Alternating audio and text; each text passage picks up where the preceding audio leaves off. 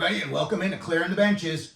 Well, after seeing last night that the Detroit Red Wings lost 4-1 to the Arizona Coyotes, making that twice in about a week for a combined score of 8-1, it looks like Detroit's in danger of missing the playoffs. And I just started thinking, what is going on in Detroit? And today I'm going to ask the million-dollar question, is the YzerPlan on thin ice? But before we get to that, let's give a quick shout out to our good friends over at SunshineGirlsAZ.com.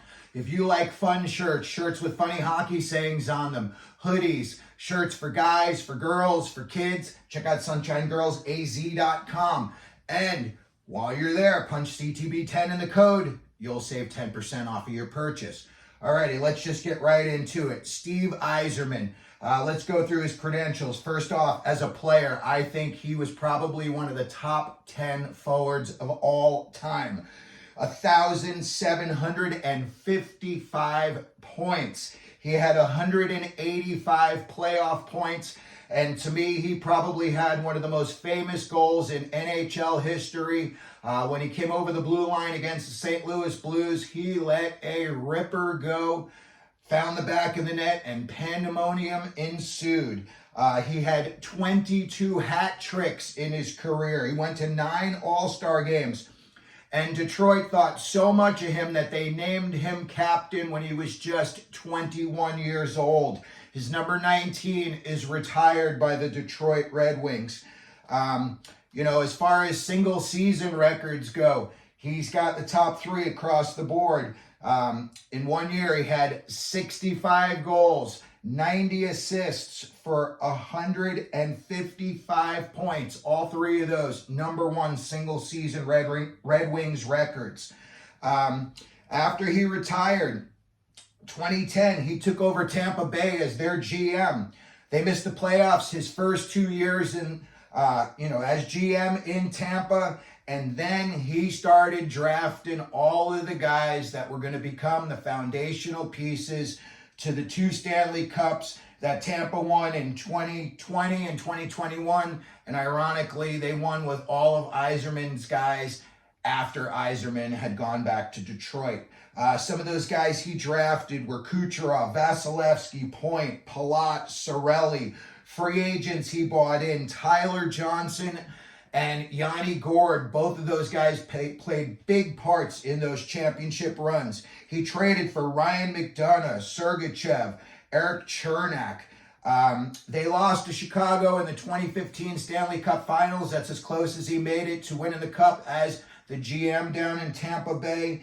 And then he won the GM of the Year that year, 2015. And then on September 11th of 2018, he resigned with a year left on his deal.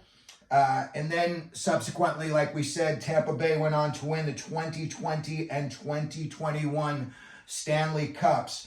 He went over to Detroit on April 19th of 2019. He was brought in as the Detroit Red Wings' new GM. Since then, I'm a little bit surprised. The YzerPlan's got a record of 103 wins, 180 losses since he took over. I think as far as, a lot of the things moving forward, he's never finished higher than 6th in the Atlantic. 2019, they only had 39 points. The COVID season, 48 points. 2021-22, 74 points. They finished 6th in the Atlantic. The following year, last year, they had 80 points. They finished 7th in the Atlantic. And this year, through 66 games, they've got 72 points. But they are sitting in 5th place, and it does not look like they're going to make the playoffs. Maybe I could be wrong. Maybe they go on a crazy heat or another team hits a losing streak and they're in. And again, there's about 15 games left, so some things could still happen.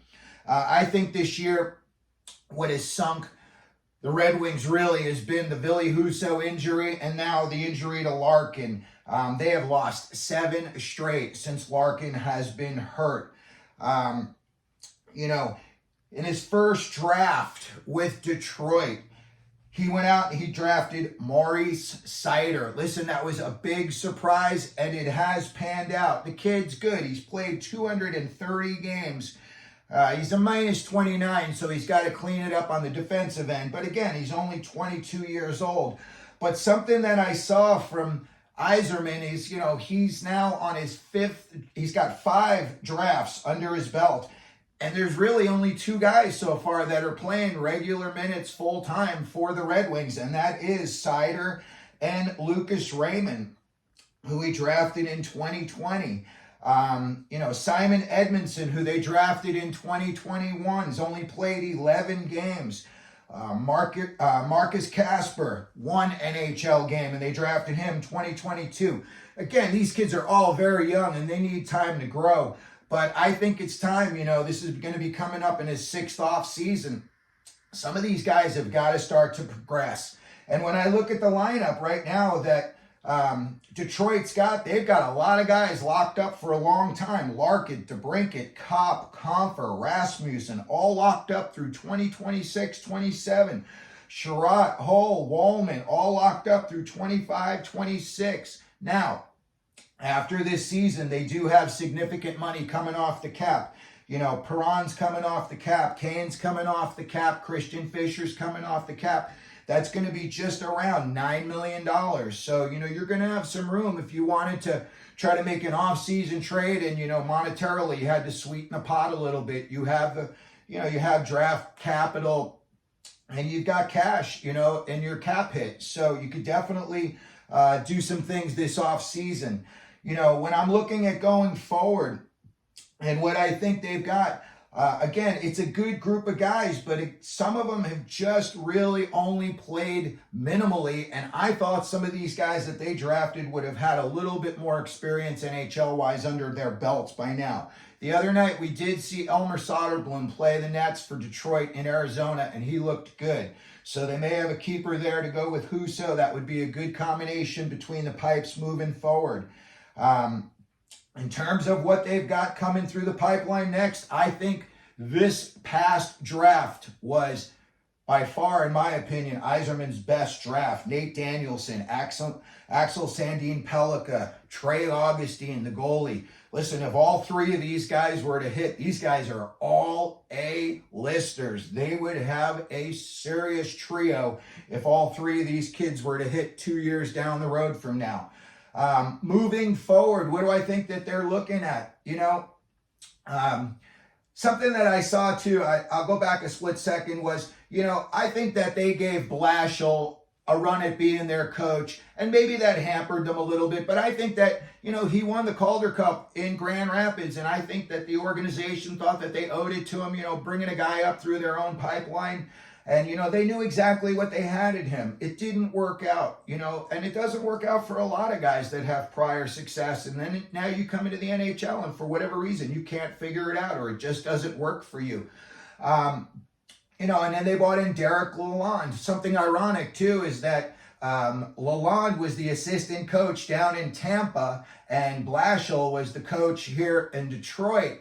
And then now Blashill is the assistant coach down in Tampa while Lalonde is the coach in Detroit. So basically they've just switched places.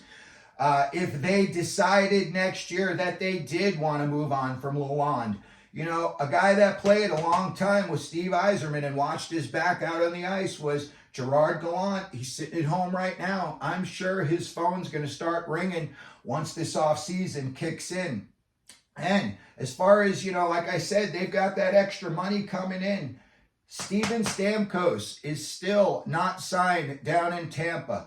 It's a coin toss. Sometimes these guys leave, sometimes they don't. That's going to be a tough one. You got some good tax situations going down there in Florida. Stamkos has been there his whole career. The guy's a legend. They'll probably put a statue of him outside the arena one day. But, bigger names have moved on. Wayne Gretzky moved on. Babe Ruth, Joe Montana, a lot of big names. Shohei Ohtani this year in baseball just moved on. So it's not unheard of. A lot of times guys don't want to move. They want to just stay where they are and he could ride off into the sunset where he is. But, if If he came up to Detroit, you're playing, you got Larkin, you got DeBrincat, there's some guys that could score. If that were the case, maybe they could bring him in at, maybe around $5 million. Maybe that would leave you some wiggle room. You could convince Kane to come back on a smaller contract. But I was looking at the YzerPlan, and, I don't think it's all doom and gloom in Detroit. Look, those guys he drafted down in Tampa took a little bit, some of them 6-7 years before they won those back-to-back cups, but they did win those back-to-back cups. So, like I said, it's not all doom and gloom. I just thought the process would have been a little bit further along by now, and I'm hoping that next year, whatever offseason moves that they make, look at the playoff teams this year. The majority of them have been in the playoffs wire to wire. There's going to be some teams that, towards the end of the season maneuver their way in, or unfortunately may maneuver themselves out. So this offseason is going to be a good one to watch. There's going to be a lot of maneuvering going on. And the Red Wings, like I said, they're going to have a lot of cap money to deal with. So maybe they do make a big splash. Let me know what you think is going on in Detroit with the YzerPlan. If you think it's on schedule, you think it's below schedule, behind schedule. And if you could, please hit the subscribe button, the like button. If you'd like, you can share our video. And as we always do here at Clearing the Benches, let them know you're out there.